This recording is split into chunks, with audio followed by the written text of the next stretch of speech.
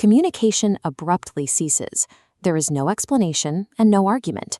The person on the other end simply stops responding to you entirely. In specific contexts, this total absence of communication is a calculated psychological weapon rather than a passive request for space. Psychologists and behavioral researchers classify this precise dynamic under a specific clinical term, ostracism. Researchers at Purdue University examined the physical toll of this behavior, isolating exactly what happens to a human being when they are purposefully socially excluded. This 3D model tracks neural activity. Data shows being ignored activates the anterior cingulate cortex, the exact neural architecture processing physical pain. Your central nervous system doesn't distinguish between emotional isolation and trauma, processing deliberate silence with the same pain signals as being physically punched. To dismantle this tactic, we must map the neurobiology, isolate the 4 archetypes, and the specific defensive steps required. Toxic individuals recognize this biological vulnerability. They exploit your neural wiring to inflict invisible trauma and assert dominance without lifting a finger. As a species, for thousands of years of human evolution, deep social connection was a strict biological requirement for survival. If you were excluded from the primary social group, you lost access to food, shelter, and collective protection. In a hostile environment, isolation meant death. Your brain deeply retains that primal wiring. When someone who matters to you suddenly cuts off communication, your nervous system interprets the interpersonal silence as a lethal threat. The physiological cascade is immediate. Cortisol levels spike. Acute anxiety floods your bloodstream. Your brain enters rapid survival mode to solve the impending isolation. This panic disables your rational executive functions. Your dignity filter drops. You find yourself apologizing for things you didn't do, over-explaining your actions, and sending multiple frantic messages into a void. Shrinking or begging is a survival mechanism, a logical evolutionary response to perceived death. This diagram plots interpersonal silence across a behavioral spectrum. On the left, we observe healthy self-regulation. On the right, abusive control. Healthy silence has clear parameters. The individual communicates a need for space, establishes a timeline for their return, and maintains basic respect for your existence while stepping away. Weaponized silence strips those parameters away.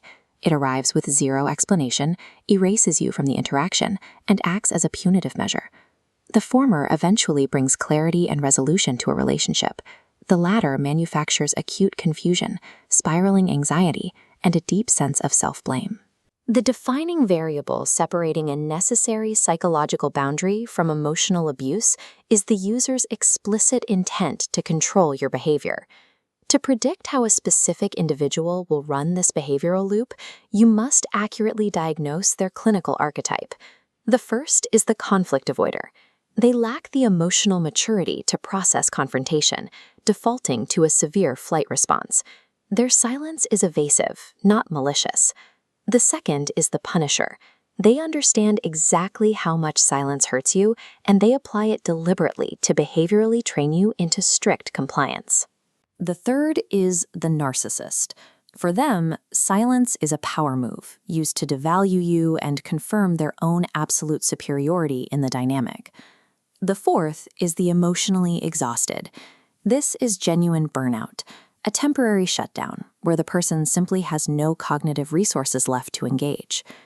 Identifying exactly which archetype you are facing dictates the precise counter-strategy required to break the manipulation.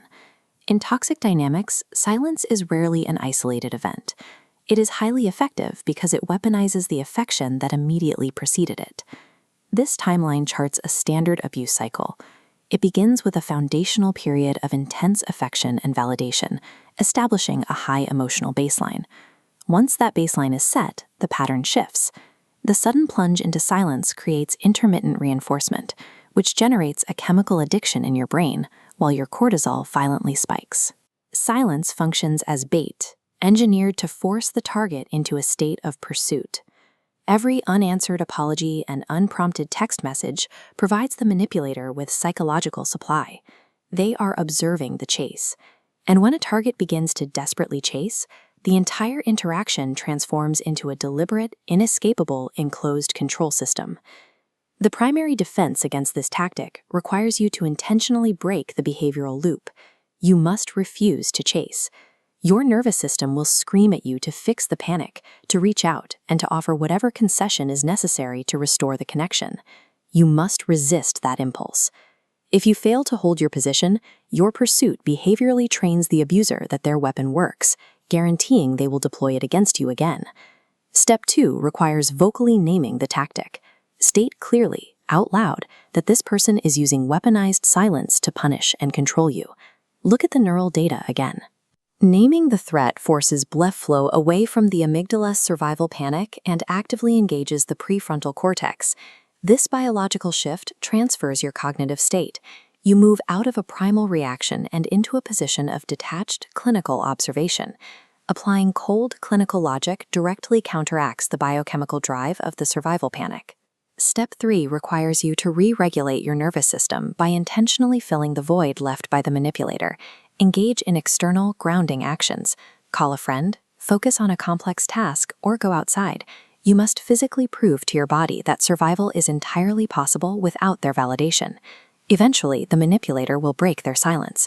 When they do, implement Step 4, the return protocol. Establish a hard, uncompromising boundary. Calmly name what occurred.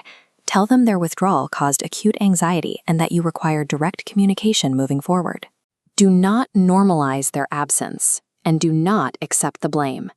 Their reaction to this boundary reveals their true intent. If they punish you again for speaking up, you have confirmed their toxic typology. The entire architecture of this abuse tactic relies on the target remaining ignorant of their own neurobiological panic. By decoding the psychological mechanics of the silent treatment, you remove your own confusion and strip the weapon of its power.